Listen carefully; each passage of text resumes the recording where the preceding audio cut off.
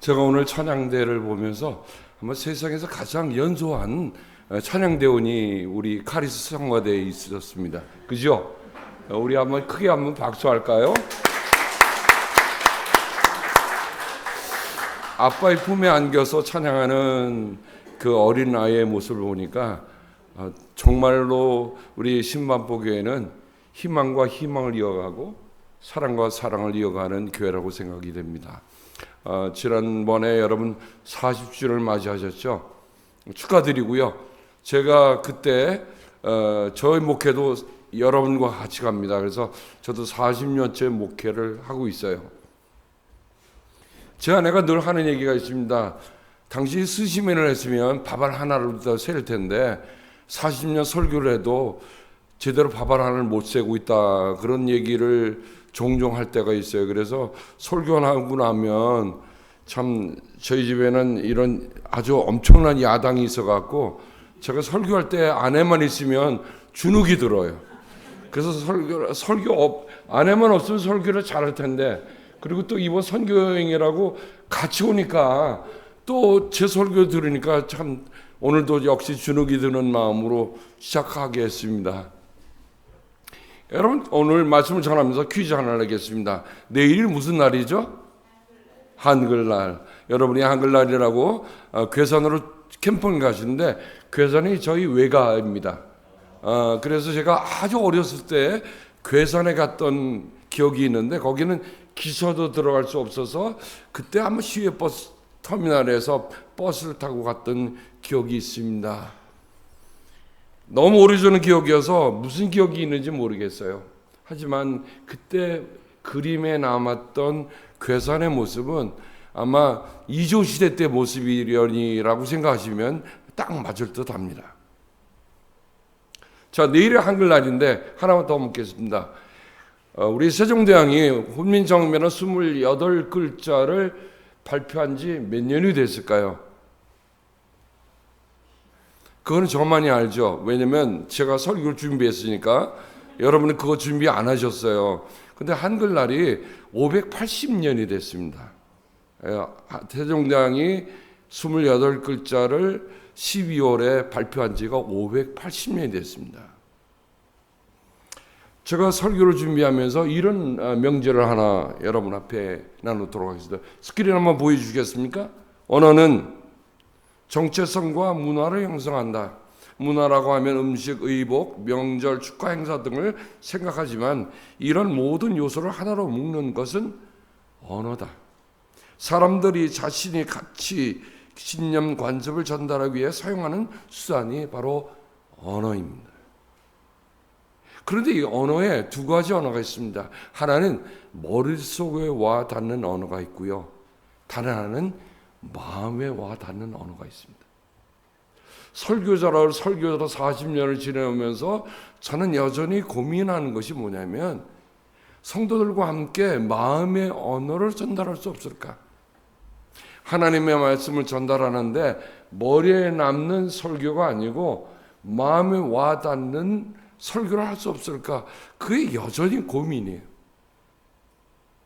그래서 스시맨은 밥알을 세도 저는 밥알을 셀 수 없습니다. 왜냐하면 셀 수 있는 언어가 아니기 때문에.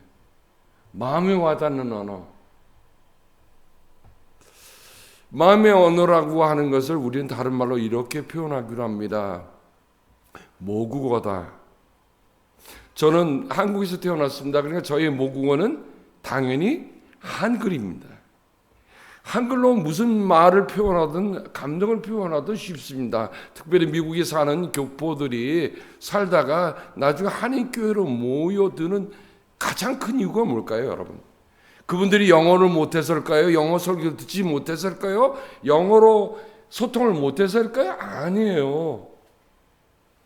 그들이 어릴 적에 어머니 품에서 아버지 아래서 배웠던 그 언어, 저는 그 언어가 바로 마음의 언어라고 얘기하고 싶습니다. 한 번은 제가 요즘 아주 기묘한 일이 있어서 어떤 영문 레터를 보낼 때는 꼭 제 아들에게 프루프 리딩을 시킵니다. 저 딴에는 이제 다 해갖고 영어로 딱 해서 보내면 아들이 보내는데 아들이 이런 말 하는 거예요. 제가 그 표현에 지금 기차가 코너를 돌아오고 있다. 기차가 코너를 돌아오고 있다. 그건 무슨 뜻이죠? 시간이 임박했다는 표현을 저는 표현한 거예요. 왜냐하면 이 문제를 해결함에 있어서 이제는 더 이상 시간을 미룰 수 있는 시간이 없다는 시적인 표현. 그리고 여러분이 아마 기차가 저 코너로 돌아오고 있다 하면 여러분 다 아실 거예요. 그죠? 근데 제 아들이 지금 31살이에요. 두 아이의 아버지가 됐습니다. 그 아들이 저에게 딱 이런 거예요. 아빠, 기차가 코너로 돌아온다는 말이 무슨 말이야? 저는 시간의 임박성을 표현하기 위해 그 말을 했는데 미국에서 태어나서 아무리 제가 한글을 가르쳤지만 그 아이에게는 그 말이 마음에 와 닿는 말이 아니고 전혀 다른 말로 번역해서 표현하고 말았습니다. 저와 제 아내는 둘이서 한참 웃었어요. 그렇구나. 마음의 언어라고 하는 게 생각의 언어나 머리의 언어나 다르다는 거예요. 그래요. 마음의 언어라고 하는 것은 꿈속에서도 꾸는 언어를 마음의 언어라고 얘기합니다. 여러분이 꿈을 꿀 때 영어로 꾸시면 여러분은 미국 분이에요. 여러분 중국어로 꾸시면 중국 분이에요. 몽골어로 꾸시면 몽골 분입니다.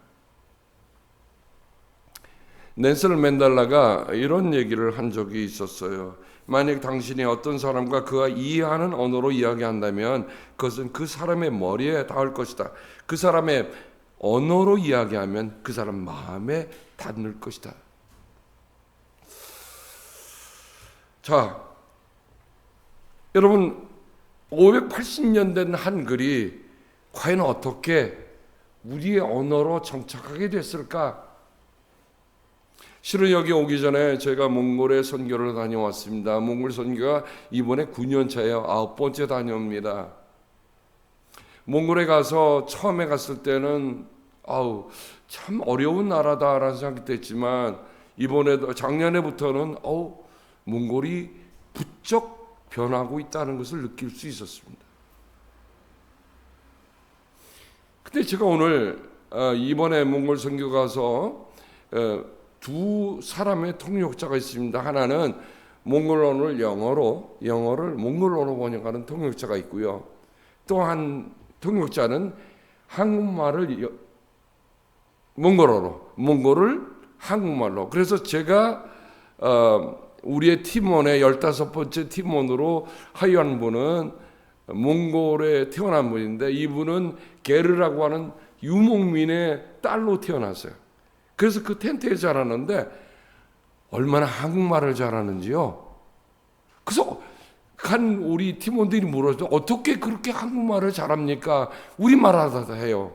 그리고 여기 서울 감신에 와서 마스터 오브 디비니티 코스를 완수했습니다. 그리고 지금은 웨슬리 신학대학원에 가서 디민 코스를 논문만 남기고 있을 정도라고 합니다. 한국말 잘해서 물어봤어요. 그때 한국말을 4년간 공부했대요. 플러스 어느 날 하나님께서 성령께서 자기에게 방언의 은사를 통해서 입에서 한국말이 술술술 나오게 했다고 그래요. 야, 머리로서 이해할 때는 통역이라고 하는 건 이중적인 구조로 하잖아요. 저는 아직도 이중적인 구조로 해요. 왜냐하면 이쪽이 들으면 이쪽에서 번역해서 이쪽으로 나와야 되니까 이중적인 구조로 하는데 성령께서 그에게 통변의 은사를 주니까 말이 그냥 절로 나오는데 우리말 그냥 술술술 하는데 얼마나 편하게 하는지 모르겠어요. 9년 동안에 있었던 일을 여러분에게 다 보고할 수는 없습니다. 하지만 놀라운 거는 이번에 저희가 울란바타르에서 그 유르라고 하는 저 바스칼 호수로 올라가는데 그쪽으로 한 5시간, 6시간 차를 타고 가야 돼요. 거기에 시골에 교회를 저희가 건립을 했습니다. 저희 교회 20주년 기념으로. 근데 이번에 8명에게 세례를 집례하고 왔어요. 청소년 7명, 그리고 어른 1분.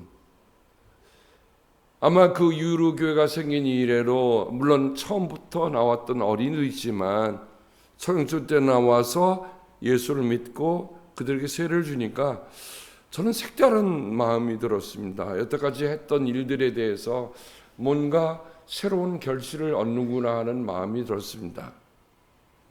사실은 그런 선교나 그런 이웃을 향한 사랑은 제가 신반포에서 다 배운 거예요. 초창기 때 전도사 때 우리가 시골 교회들 방문하고 같이 했던 일들, 의료 선교했던 일들, 그런 것들이 어쩌면 저에게 목회의 체질화가 되어서 마음의 언어로 남아서 저는 그것을 그대로 하고 있어요. 그래서 그 일이 어렵지 않습니다. 왜냐? 머릿속에 언어로 남았다고 한다면 생각도 하고 또 개선해야 될 거예요. 근데 마음의 언어로 남으니까 그것은 내게 아주 편하고 내추럴한 것으로 드러나고 있습니다. 몽골 선교하면서 이런 생각을 해봤어요. 자, 580년 전에 세종대왕이 한글을 만드셨다. 근데 그 한글이 정작 우리의 한 민족들에게 한글로 남아되고 민족의 언어, 문화의 언어로 남게 된 이유가 누구에게 있을까? 어찌 보면 한글이라고 하는 거는요, 선교사님들의 희생적인 한국 사람들에게는 그 마음의 언어로 한글을 남겨주지 않으면 이 민족의 희망이 없다고 하는 생각을 가졌던 그 선교사님들에 의해서 한글이 남게 된 겁니다. 사진 하나 보시죠. 사진 하나 보시면 여러분이 아마 잘 아시는 존 로스 목사님입니다. 이 목사님이 중국으로부터 한국에 들어오면서 성경을 번역을 하려고 애를 썼어요. 그래서 자기 한국 교사 이응찬이라고 하는 분들을 비롯한 몇몇 분들과 함께 그들이 마음을 모아서 성경을 번역하기 시작했고요. 이분이 처음으로 스코틀랜드 출신의 선교사님인데 한국어 교재를 처음으로 만들어냈어요. 조선어 첫걸음. 최초로 한글에 띄어쓰기를 도입한 분이 바로 로스 선교사님입니다. 이분은 이렇게 얘기합니다. 한글 자모는 소리 글자로 이루어져 자모만 배우면 누구나 읽고 배울 수 있는 글자입니다. 그래서 이분은 한국인 번역자들과 함께해서 한문 성경을 한글로 번역하고 그리고 로스 그 목사님이 다시 한글과 헬라어로 대조하며 원문에게 가깝게 다듬어서 1878년에 누가복음 초역본을 만들어요. 이래서 로스역이라고 하는 번역본을 우리가 갖게 된 겁니다.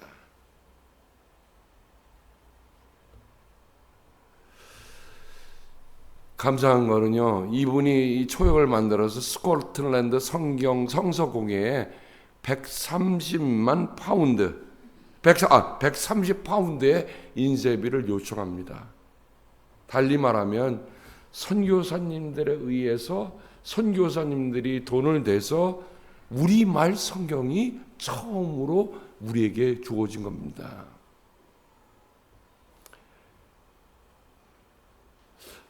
또 놀라운 분 한 분은 더 소개하죠. 넘겨도록 하겠습니다. 아마 여러분은 이분을 잘 알고 계실 겁니다. 호머 허버트 선교사님인데 감리교 선교사님이세요. 이분은 한국의 독립을 운동해서 하셨고 배제학된 교사로도 하셨어요. 그리고 고종의 네 번째 순교전 밀사로 해외에 갔던 분이기도 합니다. 이분의 묘는 양화진 외국인 선교사 묘원에 안정되어 있는데 그분이 이런 마지막 유언을 남겼어요. 나는 웨스트민스터 사원에 묻히기보다 한국에 묻히기를 원한다. 그래서 1949년에 당시에 이스만 대통령의 초청으로 한국에 왔다가 일주일 지나서 여독 때문에 결국 한국에서 세상을 떠나시고 말았습니다. 이분은 건국훈장, 독립장, 군관문화 훈장을 받은 분인데 이분이 조선에 와서 가장 시급했던 게 뭐냐? 현대식 교육이야. 그래서 그분이 온 지 3년 만에 사면필지라고 하는 것을 제작했고요. 독립신문도 이분이 함께 발행했습니다. 이분에 의해서 결국 한글이 오늘과 같은 한글로 우리에게 오게 된 겁니다. 띄어쓰기, 맞춤법, 가운데 점 찍기, 그리고 여러분이 잘 아시는 주시경이라고 하는 한글 학자를 배제학당에서 인재를 등용해서 한글을 오늘의 한글로 만든 분이 바로 호모 컬보트 선교사님입니다. 한 번만 더 여러분에게 소개해드리도록 하겠습니다. 이분은 알렉산더 알버트 피러라고 하는 목사님인데 이분은 유대인 출신이고 이분이 러시아의 그 탄압에 의해서 원래 일본으로 망명으로 왔다가 거기에서 선교사님을 통해서 예수를 만나게 됩니다.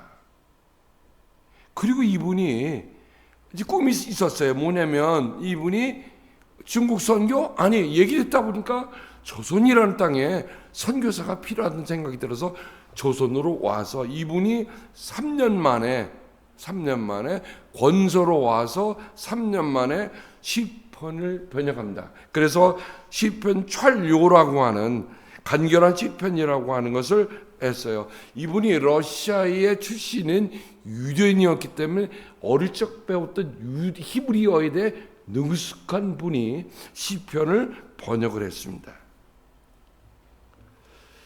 그리고 이분이 결국은 구약을 토대로 놓고 번역을 했습니다. 제가 오늘 여러분들이 이제 마음속에는 좀 괴산이 눈에 어린 거릴 것 같아서 길게 안 하고 자르려고 그래요. 여러분 한번 이걸 한글이 번역된 걸 보면 놀라웁니다. 이 연대만 기억하시면 됩니다. 1911년에 처음으로 구역이라고는 성경 전서가 번역이 됩니다. 몇 년도요? 1911년. 그때가 무슨 후입니까? 경술 국치 후예요. 나라 뺏기죠. 그 다음에 뭐를 뺏깁니까? 언어도 다 뺏기는데 그 나라를 뺏기고 언어를 뺏길 그때에 선교사님들이 모아서 낸 것이 한글 성경책이라는 걸 여러분 잊지 마세요. 만일 그때에 한국인들에게 마음의 언어가 담긴 성경을 남기지 않았다면 오늘 대한민국 없어요.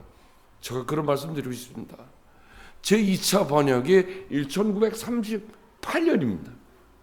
1938년에 다시 그거를 개정판을 내면서 번역을 했어요. 여러분 1938년 혹시 여러분 영화 중에 말모이라는 걸 보신 적 있으십니까? 저는 그 영화 보고요 너무 가슴이 뜨거웠어요.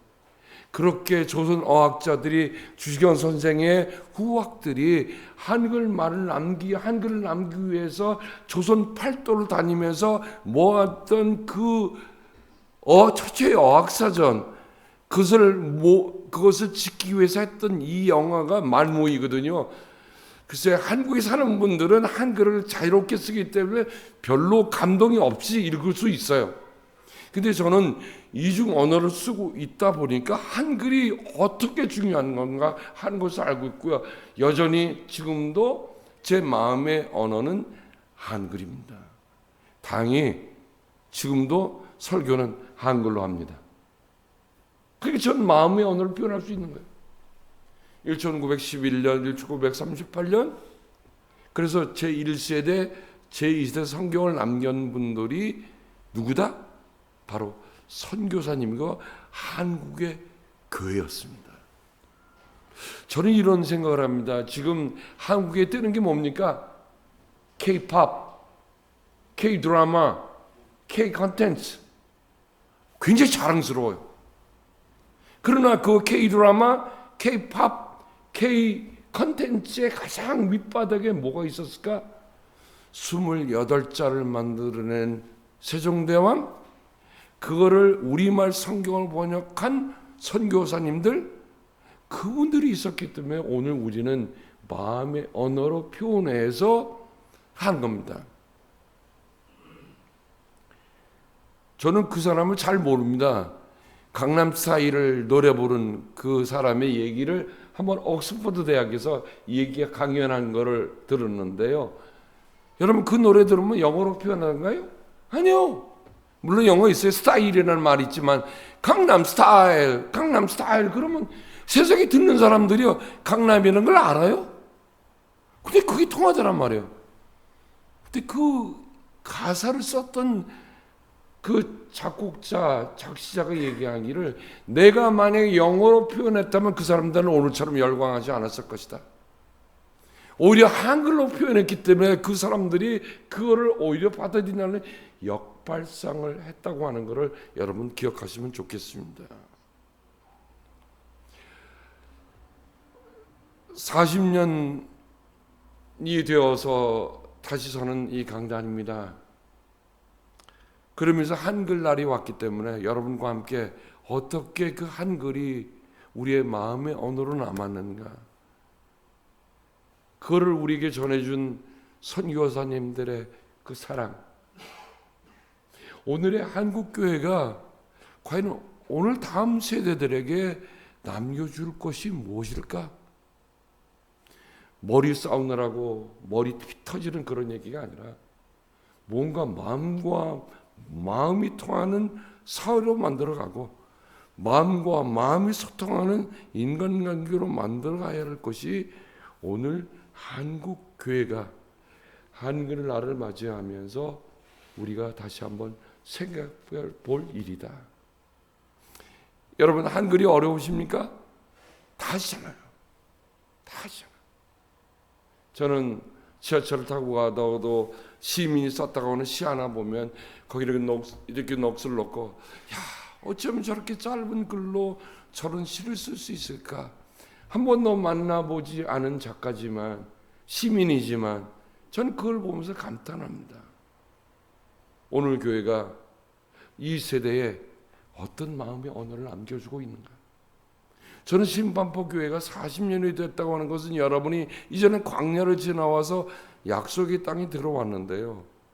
약속의 땅이 들어오느라고 수고했던 모든 우리 1세대들 그리고 2세대들 지금은 3세대들이 여러분들의 주역이 됐다고 저는 말을 듣습니다만 우리가 과연 무엇을 전해받고 무엇을 전해주고 있는가 라는 것을 다시 한번 생각해 보면서 다시 한번 여러분을 만날 때는 또 다른 마음의 언어로 여러분과 마음껏 얘기할 수 있는 그런 시간이 되길 바라고요. 저도 괴산은 가고 싶은데요. 외가가 어떻게 변했을까라는 생각만 있지 물론 지금은 아무도 안 계세요. 하지만 여러분들이 가셔서 이번에 캠핑 가서는 뭐가 통하는 언어로 마음과 마음이 통하는 언어로 서로 같이 나눌 수 있는 그런 시간이 되기를 바랍니다. 큰 교회에서는 이런 일 못해요. 가족과 같은 교회는 그 일이 하고요. 제가 설교 마치고 나면 제가 처음으로 이번에 선교팀 중에 우리 송경섭 장로님을 같이 인바이트 했습니다. 왜냐하면 송경섭 장로님은 우리 카리스 선교대잖아요. 제가 우리 장로님께서 라고는 우드 빌리지의 그 색소폰 밴드의 단장이세요. 가르치시고 이끄시는데 제가 그 단장님을 초대했는데 저한테 이름을 붙여달라고 그래요. 그래서 제가 카리스 밴드라고 붙였는데 카리스 찬양대하고 같으네요. 그래서 오늘 카리스 찬양대하고 카리스 밴드가 어우러지는 그런 시간이 되겠습니다. 오늘 우리 송 장로님 이제 나오시나요? 다음 순서였나요? 예, 여러분 감사하고요. 언제나 여러분 잊지 마세요. 하나님이 우리에게 세종대왕을 통해서 우리말을 주시고 선교사님 통해서 성경을 주셔서 오늘 우리가 이렇게 나오는 이젠 세계를 뒤덮는 K 컨텐츠로 가는데 여러분이 그들의 주역입니다. 잊지 마시고요. 꼭 강남 스타일만 부르는 분이 주역이 아니라 한 분 한 분들이 이 역사적인 그런 뜻을 담고 있다는 것을 생각하시고 여러분의 삶이 마음의 언어를 전해줄 수 있는 귀한 분들이 되기를 주님의 이름으로 당부합니다. 기도하겠습니다.